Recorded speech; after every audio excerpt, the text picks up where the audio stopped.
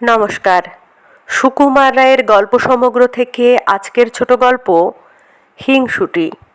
এক ছিল দুষ্টু মেয়ে, বেজায় হিংসুটি আর বেজায় ঝগড়াটি।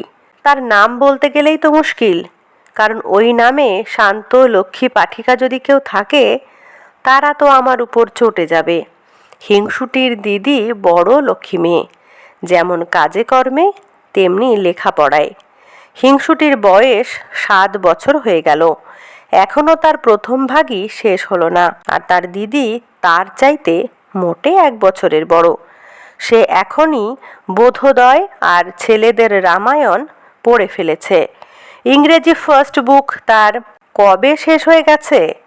হিংসুটি কিনা সবাইকে হিংসে করে, সে তো দিদিকেও হিংসে করত। দিদি স্কুলে যায়, প্রাইজ পায়, হিংসুটি খালি বকুনি খায় আর শাস্তি পায়।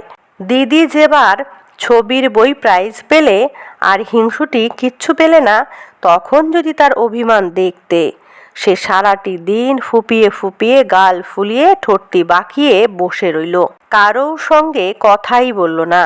তারপর রাত্রিবেলায় দিদির অমন সুন্দর বইখানাকে কালি ঢেলে মলাটটি ছিঁড়ে কাদায় ফেলে নষ্ট করে দিল। এমন দুষ্টু হিংসুটে মেয়ে।